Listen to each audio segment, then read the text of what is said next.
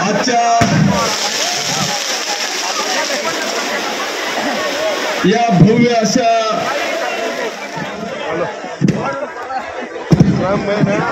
निर्धार मेळाव्यासाठी खास करून उपस्थित असलेले आपल्या शिवसेनेचे नेते, आपल्या जिल्ह्याचे पालकमंत्री, या राज्याचे पाणी पुरवठा व स्वच्छता मंत्री आदरणीय गुलाबरावजी पाटील साहेब, राष्ट्रवादी काँग्रेसचे जिल्ह्याचे अध्यक्ष, आमचे मित्र जिल्हा बँकेचे चेअरमन आदरणीय संजयजी पवार, खास करून भुसावळहून आलेले आरपीआयचे जिल्हाध्यक्ष आदरणीय मोरे साहेब, आपल्या शिवसेनेचे जिल्हा प्रमुख आदरणीय रावसाहेब पाटील, ज्यांनी आताच आपल्याला मार्गदर्शन केलं ते आपल्या शिवसेनेचे प्रवक्ते आदरणीय प्रदीपदादा देसले, शिवसेनेचे उपजिल्हा प्रमुख आदरणीय डॉक्टर साहेब, आदरणीय किशोरजी भारावकर, तालुका प्रमुख सुनील आबा, आदरणीय भुराप्पा, कृषी विभागाचे सभापती माजी सभापती आदरणीय विकास तात्या, भडगाव नगरीचे माजी नगराध्यक्ष आदरणीय राजूजभू, पाचोरा बाजार समितीचे सभापती आदरणीय गणेश बापू, युवा सेनेचे जिल्हाध्यक्ष लकीचंद भाऊ, जितू भाऊ जैन, डॉक्टर अर्चनाताई पाटील, जिनी आपल्याला सगळ्यांना मंत्रमुग्ध केलं, माझ्याही डोळ्यातून अश्रू आणले. मी सगळ्या लाडक्या बहिणींच्या बरोबरच माझी लाडकी मुलगी डॉक्टर प्रियंका पाटील, सर्व सन्माननीय व्यासपीठ आणि समोर हजारोच्या संख्येने माझ्या मते पाचोरा शहरातली बाळासाहेबांच्या नंतरची या निर्धार मेळाव्याला उपस्थित असलेले हजारोच्या संख्येने बांधवांनो, भगिनींनो आणि मित्रांनो, सगळ्यात महत्वाचं म्हणजे माझ्या लाडक्या बहिणींनो आणि सर्व पत्रकार मित्रांनो, बांधवांनो, मी हा एक नवीन पायंडा पाडलाय की तुम्ही मला 2014 मध्ये निवडून दिलं, मी 19 मध्ये 5 वर्ष तुम्ही आमदार म्हणून निवडून दिलं, पण मी सालदार म्हणून काय काम केलं याचा हिशोब मी 2019 मध्ये दिला. तुम्ही 19 ला निवडून दिलं, 19 पासून तर 5 वर्षात काय सालदारकीमध्ये कष्ट घेतले याचा हिशोब देण्याचं काम आज आपण या ठिकाणी करतोय. आणि हा हिशोब दिल्याच्या नंतर विजयासाठीचा निर्धार घेऊन आपण आज या ठिकाणाहून जाणार आहोत. आणि म्हणून आज आपण निर्धार करणार आहोत की नाही? करणार आहे. मग सगळेजण जर का निर्धार करायचा असेल तर माझ्या माता भगिनींना विनंती आहे की आता दोघे हात पहिल्यांदा वरती करा. सगळ्या कॅमेरावाल्यांना विनंती आहे की एकदा विरोधकांना हात दाखवा की हा शिवसेनेचा निर्धार मेळावा, हा उद्याचा विजयी संकल्प मेळावा, हे काय ना एकदा जरा माझ्या विरोधक बांधवांना दाखवा. नुसत्या एकाच बाजूला कॅमेरा घेऊ नका, कान्या कोपऱ्यात प्रचंड आहेत. सगळीकडे घ्या, इकडे बी लिहा बरं का.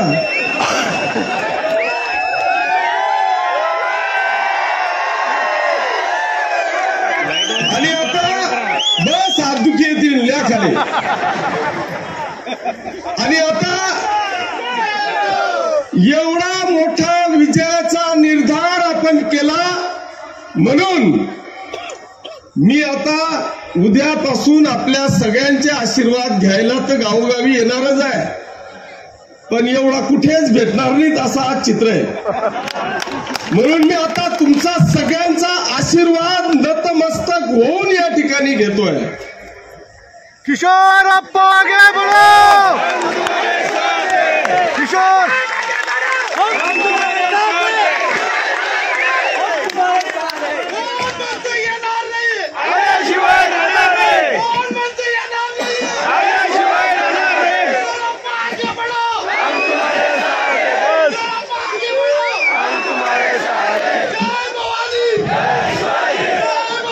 बस बांधवांनो, आज खरोखर आनंद होतोय. माझ्या मुलीने जे काय सांगितलं की मी गेल्या 25 वर्ष झाली घरावर तुळशी पत्र ठेवून या मतदारसंघातल्या तमाम माता भगिनी सर्व दीन दुबळ्यांचा रात्रंदिवस 18 तास काम करण्याचा प्रयत्न बांधवांनो मी या ठिकाणी करतोय. आणि तेच तिच्या डोळ्यामधले अश्रू आपल्याला सगळ्यांना सांगत होतं की आम्ही आमच्या लहानपणापासून आमच्या वडिलांनी किती वेळ दिला. आणि तिने सांगितलं की आमचे वडील नेमकं काय करतायत.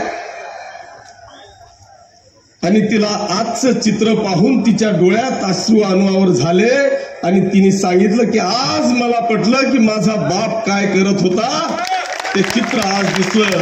आणि म्हणून बेटा तू काळजी करण्याची गरज नाही. या तुझ्या बापाचा हा सगळा मायबाप या ठिकाणी उपस्थित आहे. एक बहीण नाही आहे फक्त राजकारणात, ती अशी माझी कायमस्वरूपीच बहीण आहे. पण या सगळ्या हजारो लाडक्या बहिणी या तुझ्या बापाच्या पाठीची आहे. तू काळजी करण्याची आवश्यकता नाही. हे जे काय चित्र आहे ना हे आज तुला सांगून जात आहे. उद्याच्या विजयाची काळजी करू नको. अरे उद्या काय होईल मला माहित नाही, पण हे जे काय माझ्या बहिणींनी मातांनी भावांनी आज जे काय हा दाखवलेलं चित्र आहे ना हाच माझा आजचा विजय हे या ठिकाणी दाखवून दिलेला आहे. बांधवांनो, या किशोर अप्पांनी गेल्या 25 वर्षामध्ये रात्रंदिवस 18 तास काम करण्याचा प्रयत्न केला. या 10 वर्षामध्ये अरे या पाचोरा आणि भडगाव मतदारसंघाच्या इतिहासामध्ये जे कोणी स्वप्नातही पाहिलं नव्हतं ना ते स्वप्न साकार करण्याचा काम या तुमच्या आमदारांनी बांधवांनो या ठिकाणी केलं. बांधवांनो, या 5 वर्षामध्ये मी मागच्या वेळेस 700 करोड रुपयाची कामं केली. 700 करोड रुपयाची कामं केल्याच्या नंतर मी जेव्हा हिशोब दिला ना अरे 90% लोकांनी या किशोरप्पाची पाठ कौतुकाने थापटली. पण याच्यातले काही 10% नतद्रष्ट होते की त्या 10% लोकांवर डोळ्यांवर पट्टी होती. ते विजयाचं किंवा तुम्ही केलेल्या विकासाचं कौतुक करत नाही, अर्थात त्यांच्याकडून कधी अपेक्षाही नाही. ते 10% लोक सांगत होते 700 करोड रुपयाची कामं केली, गुणीला 5% म्हणजे किशोरप्पांनी का 35 करोड रुपये कमवले. आता त्यांना मला सांगायचंय तेव्हा 700ची कामं होती, आता 4 पटीची कामं केली 3000 करोड रुपयाची. आता जर कॅल्क्युलेटर असेल ना तर आता बी गुणाकार करून घ्या, कारण यांना दुसरं दिसणारच आहे. बांधवांनो, या मतदारसंघामध्ये आम्ही ज्या पद्धतीचं प्लॅनिंग केलं, मी राजूला वचननामा सांगितला, मी मागचा वचननामा आणला की मी जो मागचा वचननामा दिला त्याच्यातलं नेमकं मी काय काय केलं आणि काय काय राहिलं हे मला सांगायचंय. रावसाहेबजींना म्हटलं हो ते वचननामावर जरा टिकमार्क करावं, काय काय राहिलंय. जीवू म्हणे सगळंच वेगळे, काहीच राहिलं नाही. म्हणतो मग अजून काय टाकायचंय. म्हणजे ते वचननामा काय देणार आहे ते पण झालंय. बांधवांनो, मी या पाचोरा आणि भडगाव मतदारसंघामध्ये खऱ्या अर्थाने या संपूर्ण शेतकरी बांधवांच्या आपल्या जीवनामध्ये पहिल्यांदा बदल घडवण्याकरता ज्या आमच्या खऱ्या जीवनावश्यक गरजा आहे, आमच्या शेतकरी बांधवांना नेमकं काय पाहिजे, आमच्यामध्ये ताकद आहे, धमक आहे, नैतिकता आहे, काम करण्याची दानत आहे. पण आम्हाला 3 गोष्टींची आवश्यकता आहे. एक, शेताला वीज द्या, शेताकरता पाणी द्या आणि शेतात जाणारा रस्ता द्या. याच्या पलीकडे आम्हाला काही नको आहे. बांधवांनो, हा पाचोरा तालुका धड बागायतही नाही आणि धड कोरडवाहूही नाही. मी पहिल्यांदा पाणी निर्माण करण्याचं काम केलं. बांधवांनो, या पाचोरा आणि भडगाव मतदारसंघातले जेवढे नाले खोले, जेवढ्या 3, 4, 5 नद्या आहेत, बवळा आहे, तितूर आहे, हिवरा आहे, गळतगड आहे, अग्नावती आहे, या सगळ्या नद्यांवर दर 1 किलोमीटरच्या आड जवळपास 100 बंधारे बांधले. आज तुमच्या शेतातून निघणारा प्रत्येक पाण्याचा थेंब बांधवांनो पहिल्यांदा अडवायचा प्रयत्न केला. अरे, ज्या शेतात माझी माता भगिनी काम करायला जायचं असेल आणि भाकर खायला सुद्धा माझ्या विहिरीत पाणी मिळणार नाही म्हणून डोक्यावर घागर घेऊन ती शेतात जायची. आज त्या शेतातला माझा शेतकरी बांधव फळबाग करतोय, केळीची बाग लावतोय, याचा मला सार्थ अभिमान आहे. मग पाण्याची निर्मिती झाली, मग विजेचा लपंडाव चालू झाला. असं काय झालं की तुमच्याजवळ शेती तीच आहे,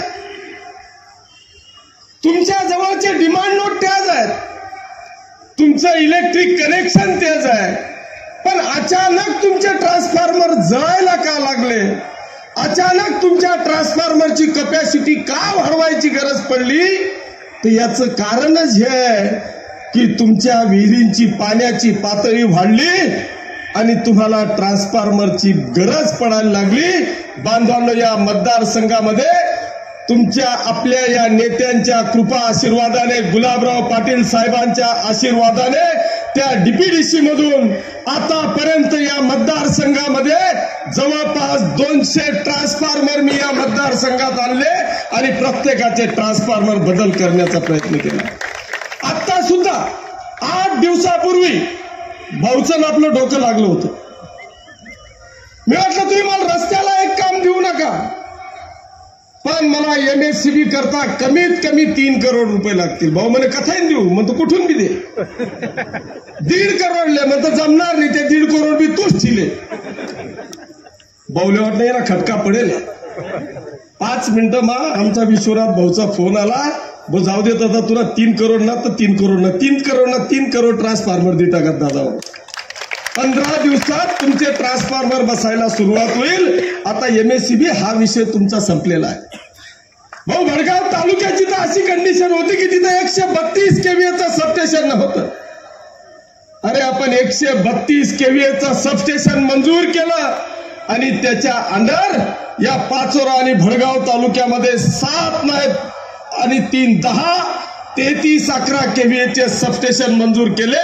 आज या पाचोरा आणि भडगाव तालुक्यातला 100% MSCBचा प्रश्न हा 100% सॉल्व्ह होणार आहे.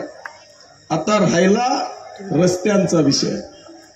भाऊ, आज जर का मी गावात गेलो ना तर फक्त शेत रस्ते आमचे लोक मागतात, बाकी आता कोणताच रस्ता शिल्लक नाही. आहेत का रस्ते कोणती शिल्लक नाही, फक्त शेत रस्ता. त्या शेत रस्त्यामध्ये सुद्धा संपूर्ण मतदारसंघातले भाऊ 700 किलोमीटर रस्ते आहेत. त्या 700 किलोमीटर मध्ये या तुमच्या किशोर अप्पांनी 300 किलोमीटर रस्ते मंजूर करून आणलेले आहेत. सुदैवाने दादा भुसे साहेबच आता आपले संपर्क नेते आहेत. त्यांना सांगितलं आता संपर्क नेते आहेत, तुमच्याकडेच तो विभाग आहे ना, आता काही बी करा ना, अख्खा खोकला मिठात टाका. ते म्हण तू फक्त प्रकरण पाठव, मी सगळेच्या सगळे पाठवून दिले. बांधवांनो, आज त्यांच्या इमर्जन्सीमुळे ते येऊ शकले नाही. बाकी 100% रस्ते तुमचे शेत रस्ते मंजूर करून दिल्याशिवाय मी शांत बसणार नाही, ही ग्वाही बांधवांनो आपल्याला या निमित्तानं मिळते. आता शेत झालं, पाणी झालं, सगळं झालं, MSCB झाली. आज बांधवांनो आपल्याला खऱ्या अर्थाने आज संपूर्ण मतदारसंघामध्ये मला पहिल्यांदा या युतीच्या राज्य सरकारचं, खास करून या राज्याचे मुख्यमंत्री एकनाथजी शिंदे साहेब, दोघे उपमुख्यमंत्री आदरणीय देवेंद्रजी फडणवीस साहेब, दुसरे उपमुख्यमंत्री आदरणीय अजितदादा पवार आणि महायुतीचे मी मनापासून आभार मानेल की आमचा हा जो काही पाचोरा भडगाव मतदारसंघ आहे, भडगाव तालुक्यातला अर्धा भडगाव जर का गिरणा पट्ट्यातला सोडला तर बांधवांनो माझा हा पाचोरा तालुका हा टंचाईच्या छायेखाली असणारा हा तालुका आहे.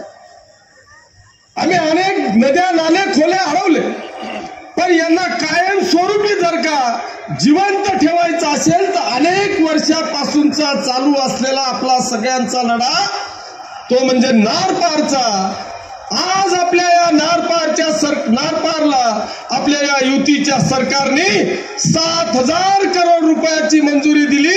त्याचं टेंडर झालं. आता त्याची बांधवांनो वर्क ऑर्डर फक्त बाकी आहे. ज्या दिवशी नारकारचं काम कंप्लीट होईल त्या दिवशी खऱ्या अर्थाने माझा हा पाचोरा आणि भडगाव मतदारसंघ सुजलाम सुफलाम होईल. दुसरा एक प्रश्न होता की गेल्या अनेक वर्षापासून आमच्या तात्या साहेबांचं स्वप्न होतं की ते म्हणजे जर का या पाचोरा भडगाव तालुका एरंडोल पारोळा धरणगाव यांच्यापर्यंत खऱ्या अर्थाने जर का पाणी पोहोचवायचं असेल तर या सगळ्या नद्यांचा उगम जिथून आहे, अजिंठा असेल, वेरूळ असेल, या सगळ्या उगमापर्यंत तुम्ही जे सगळं पाणी पोहोचवायचं असेल तर आम्हाला भागपूर योजनेशिवाय पर्याय नाही. बांधवांनो आज भागपूर योजना मंजूर झाली. ज्या दिवशी भागपूरचं काम पूर्ण होईल ना त्या दिवशी खऱ्या अर्थाने आमच्या पाचोरा आणि भडगाव तालुक्याचा 100% विकासाचा काया पलट झाल्याशिवाय राहणार नाही याची 100% खात्री बांधवांनो मला या ठिकाणी आहे. पण मला आज या ठिकाणी सांगायचं आहे की आम्ही गेल्या अनेक वर्षापासून बलून बंधारे वाढतोय की एकदा आता नारपार मंजूर झाली असं गृहीत धरू, पण ते नारपार मधून येणारं पाणी नेमकं आम्ही कुठे अडवायचं हा आमच्या समोरचा प्रश्न आहे. गेल्या 25 वर्ष झाले आम्ही ऐकतोय की बलून बंधारा, बलून बंधारा. अरे ते बलून बंधारा तर एक स्वप्न आहे. आम्हाला खऱ्या अर्थाने जर का इथे काही करायचं असेल तर एक शाश्वत विकासाचं काम करावं लागेल. या राज्याचे जलसंपदा मंत्री आदरणीय देवेंद्रजी फडणवीस साहेब, या राज्याचे मुख्यमंत्री आदरणीय एकनाथजी शिंदे साहेब यांना मी विनंती केलेली आहे की हे जे काही बलून बंधाऱ्याचं गाजर आम्ही गेल्या 25 वर्षापासून पाहतोय ऐकतोय ना, हे गाजर आता बंद करा. या बलून बंधाऱ्याचं गाजरचं इस्टिमेट आता 1,500 कोटीवर गेलाय. आम्हाला तुमचे 1,500 कोटी नकोय, आम्हाला फक्त 200 कोटी रुपये द्या. जिथे जिथे बलून बंधाऱ्यांचे स्पॉट आहेत तिथे आम्ही पक्के बंधारे 200 करोड मध्ये बांधतो. 100% माझा पाचोरा आणि भडगाव तालुका हा सुजलाम सुफलाम झाल्याशिवाय राहणार नाही अशी परिस्थिती बांधवांनो या ठिकाणी आहे. या ठिकाणी आमच्या माता भगिनींची लक्षणीय उपस्थिती आहे. सर्व भगिनींना या निमित्तानं मला सांगायचं आहे की मी आतापर्यंतच्या इतिहासात इतका संवेदनशील मुख्यमंत्री माझ्या जीवनामध्ये भगिनींनो मी पाहिला नाही की ज्यांनी खऱ्या अर्थाने या राज्याच्या इतिहासामध्ये या नारी शक्तीचा सन्मान कसा केला हे मला तुम्हाला 5 मिनिटांमध्ये भगिनींनो सांगायचं आहे. आणि या माननीय मुख्यमंत्री महोदयांनी या राज्यामध्ये जन्माला आलेल्या मुलीपासून तर आमच्या आजीच्या शेवटच्या प्रवासापर्यंतची सगळी व्यवस्था आमचे माननीय मुख्यमंत्री महोदयांनी या ठिकाणी केली. अरे इथे मुलगी जन्माला आली की तिच्या अकाउंटवर 7,000 रुपये पडताय. ती अंगणवाडीमध्ये गेली की तिच्या अकाउंटवर 5,000 रुपये पडताय. ती वयाच्या 18 वर्षाची झाली की ती लखपती दिदी बनते, तिच्या अकाउंटवर 1,01,000 रुपये जमा होत आहे, अशा पद्धतीची व्यवस्था आमच्या कन्येसाठी त्यांनी केली. ती 18 वर्षाची झाली की ती उच्च शिक्षणाला जाते. ती उच्च शिक्षणाला जर का जायचं असेल तर इथे अनेक आमच्या मोलमजुरी करणाऱ्या गोरगरीब शेतकऱ्यांच्या माया भगिनी पत्नी सौभाग्यवती या ठिकाणी आहे. यांना देखील वाटतं की माझी मुलगी डॉक्टर व्हावी, माझी मुलगी इंजिनियर व्हावी. असे अनेक माता भगिनी आमच्या मुलीच्या बद्दल स्वप्न पाहतात. आणि पैसा नसला की ती विचार करते की जाऊ दे, हे परक्याचं धन आहे, हिचं लग्न करून आपण रवाना करू. बांधवांनो, ह्या विचारामध्ये आमच्या एका मुलीने अनेक इच्छा व्यक्त करत होती की मला डॉक्टर व्हायचंय, पण तिच्या आई वडिलांची मजबुरी पाहून तिचं स्वप्न साकार होणार नाही अशी तिने मनस्वी इच्छा व्यक्त केली. भगिनीनो, आमच्या त्या लाडक्या दिदीने 12वीला चांगले टक्के असताना सुद्धा फक्त आई वडिलांची परिस्थिती नाही म्हणून स्वतःचं जीवन संपवलं, गळफास घेतला आणि स्वतःचं जीवन संपवलं. अरे, या राज्यामध्ये किती संवेदनशील मुख्यमंत्री असावा ना, याचं उत्तम उदाहरण म्हणजे एकनाथराव संभाजी शिंदे, ज्यांचं नाव मुख्यमंत्री एकनाथ शिंदे आहे. त्यांनी ती न्यूज 12 वाजता पाहिली आणि 2 वाजता शिक्षण मंत्री आदरणीय चंद्रकांत दादा पाटील साहेबांना फोन केला आणि मला सांगितलं, त्यांना सांगितलं की मला उद्या सकाळी कुठल्याही परिस्थितीत या महाराष्ट्रातल्या तमाम आमच्या विद्यार्थिनींना मोफत शिक्षण द्यायचंय, उच्च शिक्षण द्यायचंय. या सगळ्या भगिनींना जर का उच्च शिक्षण द्यायचं असेल तर याच्यासाठी किती खर्च लागणार आहे याचा मला सगळी तपशील द्या. बांधवांनो, दुसऱ्या दिवशी भगिनींनो, दुसऱ्या दिवशी आमच्या या एकनाथ शिंदे साहेब आणि युतीच्या सरकारने दुसऱ्या दिवशी निर्णय घेतला, या महाराष्ट्रातल्या 100% भगिनींना आता मोफत उच्च शिक्षण चालू झालंय. आता रुपया देण्याची आवश्यकता या ठिकाणी नाही. मग ती 21 वर्षाची झाली की मग पाहायचंच काम नाही. तुम्ही तर मग मुख्यमंत्र्याच्याच लाडक्या बहिणी बनल्या. 60 वर्षाच्या झाल्या, 65 वर्षाला लाडकी बहीण बन, संजय गांधी श्रावण बाळ चालू, शेवटच्या रामबोलो पर्यंत बांधाच दे. बरं, 60 वर्षाची झाली, तुम्हालाही वाटतं ना मी कुठतरी फिरून येऊ, पण परिस्थिती नाही. मग काय करायचं? तर तीर्थयात्रेसाठी 30,000 रुपये तुमच्यासाठी मंजूर केले. आता एक अयोध्येची ट्रेन गेली, भाऊ 800 महिला गेल्या, त्याच्यातल्या 100 आमच्या होत्या. त्या 100 भगिनींनी काय करावं? मी ते व्हिडिओ पाहिले. पुरी ट्रेनभर फक्त एकनाथ शिंदे साहेब आणि किशोरप्पा 2च जणींना जप चालू होता. त्यांना प्रत्येकीला बसवलं, माळा दिली. मी इथून एसट्या करून दिल्या, मस्त आरामात गेल्या, एसी रेल्वे. आता पुढचं महालक्ष्मीचा टूर आहे, सगळ्यांनी भजन गाणं हे करत गेले. आणि इतक्या महिला भगिनी आमच्या खुश झाल्या, इतक्या खुश झाल्या की त्या ते नवरानं बी ऐकायला तयार नाही. भाऊ, कालचं उदाहरण मी तुम्हाला एक सांगतो. मी सारव्याला गेलो, गुड्याची सभा झाली, सारव्याला गेलो. माता भगिनींनो ऐका, एकदम भयानक किस्सा आहे. मी सारव्याला गेलो, सारव्याचे कीर्तन आटोपलं, माझी सभा चालू झाली आणि मी असंच भगिनींवर बोलायला लागलो. एक जण उभाठाचा उभा राहिला. तो उभा राहिला, स्टेजवरच्या आपल्या लोकांना वाटलं साला हा विरोधक आहे, हा का बरं बोलतोय, हे वरचे म्हणे बस नंतर बोलतो, सभा नाही का मग आप्पा बोल. मी म्हटलं नाही बोल द्या, काय म्हणताय ते ऐकू. मग मी उभा केला, म्हटलं बोला दादा. काही म्हणे आप्पा मी उभाठाचा कार्यकर्ता आहे. मग म्हटलं मग तुम्ही जे सांग आहेत ना ते बरोबर आहे म्हणे. मी मला बायकोले सांग म्हणे की देख आपण उभाठाना कार्यकर्ता आहे, तू रिकामं काम करू नको, वैशालीताई मतदान करणं पडेल. तिने डायरेक्ट सांग म्हणे तुला पटी तथा मर, मी मतदान कर सुद्धा किशोरप्पाला आणि एकनाथ शिंदेलाच करू. मायने एखादी व्हिडिओ आहे बरं, सर्वांना गावनीशी सांगा. मग मी ती ताईला उठाडा म्हणतो, ताई हे का ते? हा म्हणे मी आहे. म्हणतो ताई भाषण मनस कार्यक्रम संपला की मी तुला एकदम जोरमा सत्कार करणार आहे, असाच दणका देवाना म्हणतो. बघा आज अशी परिस्थिती आहे, तुम्ही समजून घ्या. हे जे विरोधक सांगताय ना की आमचं सरकार आलं की आम्ही 3,000 रुपये देऊ, अरे हे स्वप्न पाहणं बंद करा. हे एकनाथ शिंदे साहेब मुख्यमंत्री आहे ना, या त्यांच्या लाडक्या बहिणींनीच होतील. हा इथं येणारा बोनस आहे, नुसत्या यांनीच मुख्यमंत्री करतील, आपलं सगळं बोनस राहील हो. त्याच्यामुळे विरोधकांना तुम्ही ते स्वप्न पाहणं बंद करा. आज जर का तुम्ही पाहिलं तर आज या ठिकाणी माझ्याजवळ काय लाडक्या बहिणींची संख्या किती आहे माहितीये? पाचोरा तालुक्यातली लाडक्या बहिणींची संख्या 69,206.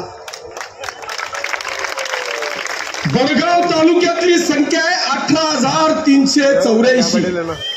दोन्हीच टोटल मारा बरं, 69 आणि 18.